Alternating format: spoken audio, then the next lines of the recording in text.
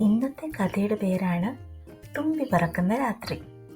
ഒരു ചെറിയ ഗ്രാമം, പച്ചപ്പും കുളവും നിറഞ്ഞ ഒരു നിശബ്ദ രാത്രി. ആ കുളത്തിനരികിൽ ഒരു തുമ്പി ഇരിക്കുകയായിരുന്നു. അതിൻ്റെ പേര് മിന്നു.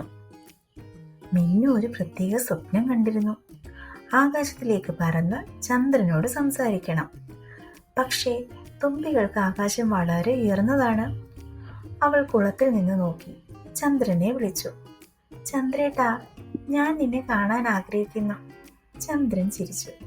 നീ വിശ്വസിച്ചാൽ പറക്കാൻ കഴിയുമെന്ന് ഞാൻ വിശ്വസിക്കുന്നു. മിന്നു കണ്ണുകൾ അടച്ചു. ആ സ്വപ്നം മനസ്സിൽ വിചാരിച്ചു. പിന്നെ അവൾ തൻ്റെ ചിറകുകൾ നീട്ടി പറക്കാൻ തുടങ്ങി. കാറ്റ് മൃദുവായിരുന്നു.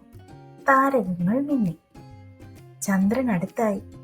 നിനക്ക് സാധിച്ചു മിന്നു, ചന്ദ്രൻ പറഞ്ഞു.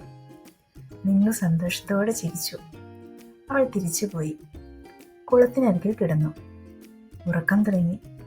സ്വപ്നം സാക്ഷാത്കരിച്ച ഒരു യാത്ര. ശുഭരാത്രി കുഞ്ഞുങ്ങളെ. നിങ്ങൾക്കും സ്വപ്നങ്ങൾ സാക്ഷാത്കരിക്കാം.